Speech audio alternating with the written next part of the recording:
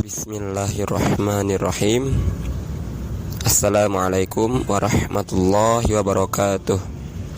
Alhamdulillahi rabbil alamin.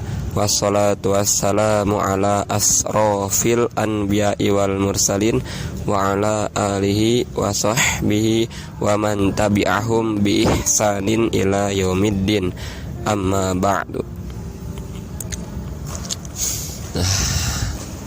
Alhamdulillah ya, kali ini kita bisa sama-sama belajar bareng, sama-sama bisa mengkaji ayat-ayat Allah bareng-bareng. Sama-sama kita di sini untuk mentadaburi Al-Quran, mentadaburi Islam. Agar apa? Agar ya kita selama ini tahu ya, selama ini kita mungkin terlahir dalam keadaan Islam. Ya kita cuma terima jadinya aja. Atau mungkin teman-teman di luar sana yang baru tahu Islam dari katanya, kata orang gitu. Maka di sini kita coba sama-sama belajar bagaimana sih Islam itu menjadi rahmatan lil alamin. Bagaimana Al-Quran itu terbukti bahwa ia adalah kitab yang membenarkan kitab-kitab sebelumnya. Yang kata Allah itu la roiba fi hudal lil muttaqin, yang tidak ada keraguan bagi orang yang bertakwa. Dan dari situ tidak ada keraguan bagi orang yang bertakwa. Maka orang yang bertakwa gak akan ragu sama Al-Quran gitu. Maka kita harus gali, kita harus coba cari apa yang Al-Quran sampaikan untuk kita amalkan dalam kehidupan ya. Nah, di sini Ana akan membahas sedikit tentang menjadi hamba Allah. Nah, seperti yang teman-teman tahu juga ya, ketika bahas Ramadan, maka akan banyak postingan-postingan, ajakan-ajakan bahwa kita jangan menjadi hamba Ramadan, tapi jadilah hamba Allah. Jangan hanya beribadah ketika Ramadan, tapi beribadahlah sepanjang waktu. Jadi hamba Allah, karena Ramadan itu akan pergi. Begitu Ramadan pergi, ya udah, kita semangatnya hilang. Dan itu fakta terjadi gitu ya. Fakta kejadian bahwa ketika Ramadan ini udah berlalu, bahkan 1 Syawal mulai masjid di waktu zuhur itu udah sepi, karena kita keasikan dengan keliling ke tetangga-tetangga gitu ya. Ya padahal bisa dilakuin itu. Kita bisa tetap keliling dan bersilaturahmi dengan memperhatikan waktu sholat, itu bisa. Tapi itu tadi, hidayah itu milik Allah, dan ya kita harus menjaganya gitu. Ketika kita nggak jaga, ya Allah pun ya udah lepaskan itu dari kita. Na'udzubillahi min dzalik. Maka kita harus benar-benar menjadi hamba Allah. Nah, teman-teman, kita ini di dunia ini ya Allah jadikan kita punya peran masing-masing ya. Seperti dalam surat Al-Baqarah itu kan, a'udzubillahi minasyaitonirrajim, wa idz qala rabbuka lil malaikati inni ja'ilun fil ardi khalifah. Nah, maka Allah itu hendak menjadikan kita khalifah gitu, pengganti, istilahnya wakil Allah di muka bumi untuk mengurus bumi ya. Jadi mungkin kita tahunya bahwa Nabi Adam itu diusir dari surga karena melanggar. Padahal udah Allah gariskan takdirnya bahwa Allah menciptakan manusia untuk menjadi wakil di muka bumi. Nah, kemudian di muka bumi itu kan banyak ya, maksudnya perlu banyak hal untuk bumi itu makmur, untuk bumi itu bisa menjadi sesuatu yang bisa kita hidupi, tempat hidup kita. Maka Allah pun menjadikan potensi gitu bagi masing-masing manusia gitu ya. Bagi masing-masing manusia. Nah, ini ada bahasanya panjang sih, tapi ini Anda ingin masuk kepada frame kita menjadi hamba Allah. Kan Allah itu memperintahkan ketika menciptakan manusia itu kan tujuannya tidak lain hanya untuk ibadah ya. Seperti dalam surat Al-Dzariyat ya, surat ke-51 di ayat ke-56. Apa ayatnya? wa ma khalaqatul jinna wal insa illa liya'budun. Dan Allah tidaklah menciptakan jin dan manusia melainkan untuk beribadah kepadaku, kepada Allah. Maka abdun ini apa sih maknanya? Ibadah. Itu gak salah ya, terjemahan itu gak salah. Tapi itulah kekurangan bahasa Indonesia untuk menerjemahkan bahasa Arab, bahwa abdun itu budak juga diartikan abdun. Ini yang dimaksud di sini. Kita bawa kepada diksi budak itu kan dia nurut ya sama tuannya, nggak bisa protes itu. Budak suruh tuannya suruh jongkok, jungkir balik gitu kan. Istilahnya ya udah, kita nggak punya kuasa, nggak ada kemerdekaan kita di hadapan Allah. Kita udah taat sama Allah gitu. Itu untuk kebaikan kita. Itu jadi Allah itu desain peraturan untuk kita taati. Kalau kita ngebangkang, kita kreatif sendiri, itu rusak kehidupan. Itulah. Jadi yang dimaksud liya'budun di sini bukan sekedar sholat, puasa, itu memang, tapi kita di sini melaksanakan seluruh perintahnya dan menjauhi segala larangannya. Itulah budak gitu. Allah larang riba, jangan riba. Allah larang zina, janganlah zina. Deketin pacaran, sampai bilang kita setuju dengan perkataan bahwa ta'aruf itu pacaran itu sama dengan ta'aruf. Kalau niatnya ingin menikah maka tidak berdosa. Nah, janganlah kayak gitu kan. Karena beda gitu. Ketika udah Allah kan bilang wala taqrabuz zina, jangan dekati zina gitu. Jangan dekati. Mendekatinya aja udah dilarang. Apalagi kesana-sananya gitu. Karena ya mendekati pun itu udah pasti gitu ya. Pasti ya, gimana sih, kalau kadang anak juga gimana ya, suka dapat gitu kan, bilang, kak ini saya nggak pacaran kok, tapi ya maksudnya pacaran itu nggak pegangan tangan, nggak keluar tapi cuma chatan doang. Itu ya kalau anda pikir-pikir sama aja sih ya. Itu kan ketika antum chatting, antum tuh berperasaan dengan orang yang bukan halal dengan sama antum gitu, kayak gitu. Jadi itu hal yang nggak bisa dibilang sama gitu ya. Nah, kembali lagi ke hamba gitu. Nah, maka ketika kita menjadi hamba ini, Allah jadikan kita punya peran masing-masing. Peran masing-masingnya kita harus bisa lakuin itu sesuai dengan apa yang kita tentukan oleh Allah gitu. Maka dalam memahami peran kita ini, Allah berfirman ya di surat Al-Isra ayat 83 dan 84. Nah, ini jadi kalau intinya dari 84-nya, tapi kita memang harus baca dari 83-nya gitu kan. Yang a'udzubillahi minasyaitonirrajim. Wa idza an'amna 'alal insani a'rada wa na'a bi janibi wa idza massahu syarru kana ya'usa. Kullu ya'malu 'ala syakilati farabbukum a'lamu biman huwa ahda sabila. Nah, maka wa idza an'amna, maka ketika Allah memberikan kita nikmat ya atas manusia, alal insani a'rada wa na'a bi janibi. Jadi ini maknanya Allah itu udah kasih kita nikmat ya, nikmat potensi lah gitu ya. Nah, ketika kita wa idza massahu syarru kana ya'usa, ketika kita nggak bisa memaksimalkan itu, memperlakukan dengan buruk, maka kana ya'usa, maka akan menyesal gitu. Maksudnya akan kesedih di sini. Jadi ketika kita nggak bisa memaksimalkan peran kita, maka akan ada keburukan gitu. Itu sunnatullah gitu. Maka katakanlah kan kullu ya'malu 'ala syakilati, maka katakanlah setiap kita itu ya'malu 'ala syakilati, akan bekerja peran sesuai dengan bentuknya, potensinya. Jadi kita yang berjumlahnya ribuan, jutaan, miliaran ini ada keunikan masing-masing yang sudah Allah tanamkan buat kita gitu, yang sudah Allah ciptakan itu beda-beda gitu. Jadi kita jangan merasa nggak ada bakat sama sekali.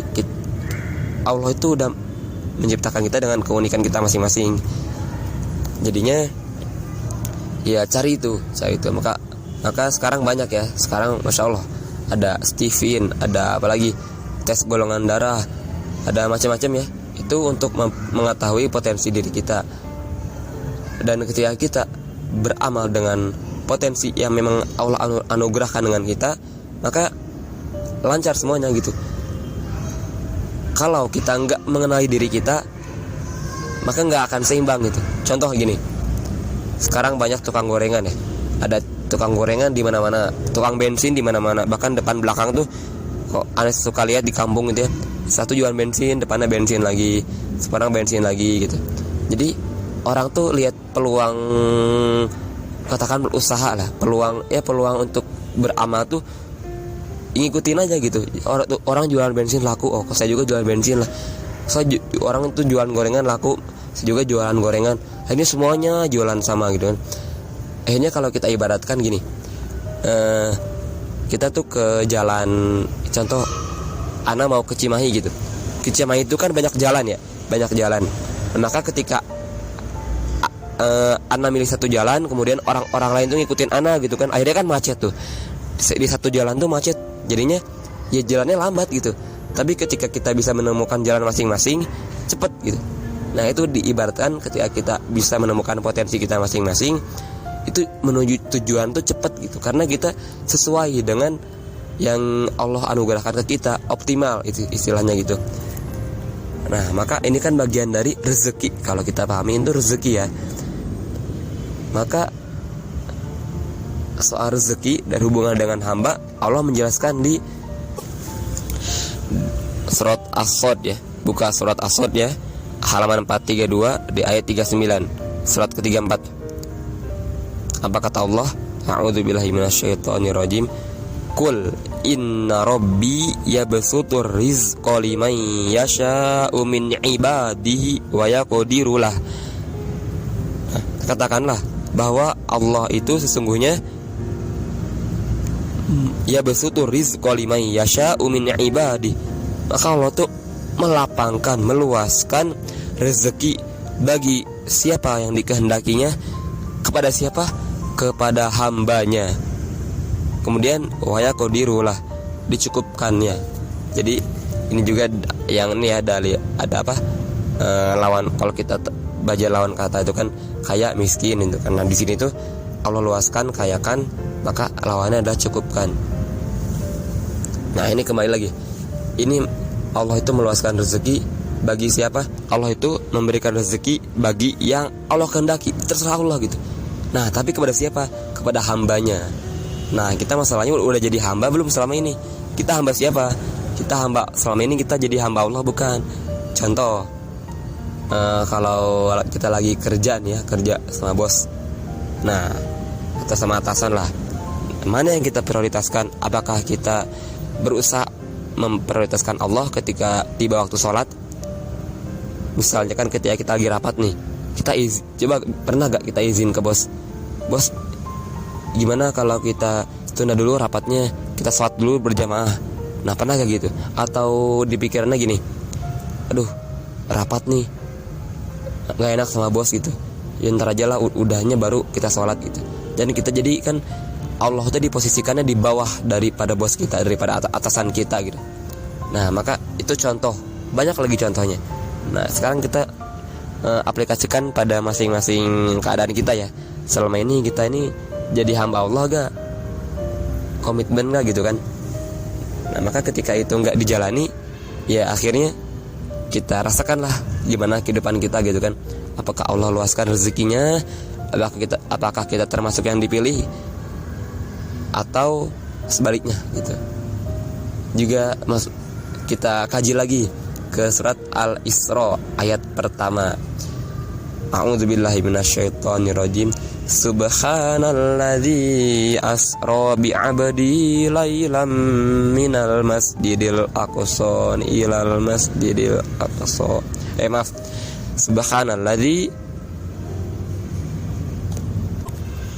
Subhanalladzi asra bi 'abdihi lailam minal masjidil haram ilal masjidil aqsa barakna haulahu linuriyahu min ayatina. Nah, maka yang diperjalankan Allah itu adalah bi 'abdihi, hambanya. Hamba yang diperjalankan Allah itu hamba. Mungkin kalau kita sekarang ngerasa kesulitan hidup ya, itu jangan-jangan kita gak diperjalankan oleh Allah. Kita jalan sendiri, kita nebak-nebak sendiri gitu. Allah udah kasih jalan ya, Allah udah ciptakan jalan-jalan kehidupan kita, tapi kita karena gak taat, jadinya kita buat jalan sendiri, akhirnya nyasar-nyasar gitu. Kayak gitu. Maka kalau kita kembali taat, maka Allah akan bimbing kita, Allah akan perjalankan kita ke tempat-tempat yang terbaik gitu kan. Maka di sini kan lanjutkan dari masjid ke masjid ya, Masjidil Haram ke Masjidil Aqsa yang diberkahi di antara keduanya. Kan begitu kan. Jadi kalau mau berkah dekat masjid gitu kan. Makanya aneh sendiri ngamalin ini. Baru ketika pulang tadi ya, aneh kan mudik nih dari Tangerang ke Bandung ya, ke Cimahi pulang. Sampai rumah aneh langsung izin ke ibu, "Mah izin ya mau ke masjid, tidur di masjid gitu. Biar gak telat sholat, biar bisa juga insya Allah bisa qiyamul lail gitu." Kayak gitu. Jadi ada anak merasakan gitu keberkahan ketika anak selalu terpaut dengan masjid. Nah, kembali lagi ya, ini masalah hamba. Nah, selama ini dari 3 ayat ini kita bawa ke kehidupan kita. Kita udah jadi hamba belum? Hamba Allah ya, bukan tadi ya, bukan hamba Ramadan, bukan hamba uang, bukan hamba atasan, bukan hamba ya seluruh hamba-hamba yang di dunia ini ya. Ya kita hamba Allah gitu, hamba Allah yang tidak akan pernah pergi, hamba Allah yang tidak akan pernah hilang, hamba Allah yang selalu abadi. Maka ketika kita menjadi hamba, itu tadi Allah akan meluaskan rezeki kita, kehidupan kita dunia akhirat mudah gitu. Karena kita jadi hamba. Ya samalah kalau kita punya taat ke atasan gitu kan. Kita nggak dekat dengan atasan, dengan bos, dengan pimpinan, maka mudah gitu kan. Perjalanan kita, karir kita tuh mudah di perusahaan tersebut. Di kalau Anda pesantren ya, ketika Anda dekat dengan Ustaz Zaoki gitu kan, itu mudah gitu. Mudah, serius. Apalagi kita dekat dengan Allah yang Maha Kuasa, yang kalau Allah mau segala sesuatu terjadi itu tinggal kun fayakun. Maka di sini Ana mengajak ya kepada Ana pribadi juga kepada teman-teman semua untuk kita kembali menjadi hamba. Kita belajar lagi, kita evaluasi diri kita. Kalau selama ini kita jauh ya, Allah kasih kita tangan yang lengkap, kaki lengkap, mata sepasang, hidung, telinga. Nah, ini selama ini kita gunakan untuk apa? Untuk ketaatan kepada Allah kah? Atau untuk ya kehidupan yang fana ini, untuk maksiat bahkan gitu kan. Nauzubillahi min dzalik. Nah, kita evaluasi lagi setiap yang udah Allah kasih ini, udah kita syukuri belum? Mensyukuri dengan apa? Dengan menggunakannya di jalan Allah, dengan kita menjadi hamba Allah. Jadi serius, Ana ingin benar-benar ngajak antum semua yang semoga dengan ajakan Ana ini Allah bimbing Ana untuk selalu istiqomah gitu, menjadi contoh buat Ana pribadi ya, untuk kelak anak-anak Ana, istri Ana gitu kan. Dan semoga menjadi pahala jariah buat Ana ketika Ana bisa mengingatkan, bisa mengajak teman-teman juga, mencontohkan menjadi pribadi yang lebih baik untuk menjadi hamba Allah. Kita sama-sama jalan, kita sama-sama ambil peran. Kita nih ibaratkan puzzle ya, kita menjadi hamba Allah ini ibaratkan puzzle. Kita maksimalkan peran kita, maka ketika teman-teman juga memaksimalkan, kita bertemu gitu puzzle ini, maka itulah awal kebangkitan Islam. Maka ketika seluruh puzzle yang tersusun, Islam bangkit. Itu kan yang kita inginkan kan, kita impikan. Dan itu dan yang Allah dan Rasulnya kehendaki untuk kita. Mungkin itu aja ya. Mohon maaf ya kalau ada banyak kesalahan. Semoga ini semua bisa menjadi refleksi ya, menjadi target kita di tahun-tahun kedepannya. Di Ramadan berikutnya kita udah menjadi hamba Allah yang utuh. Kehidupan kita setelah dengar ini menjadi lebih baik karena kita udah jadi hamba Allah dan kita udah diperbaiki kehidupannya oleh Allah. Wabillahi taufiq wal hidayah. Wassalamualaikum warahmatullahi wabarakatuh.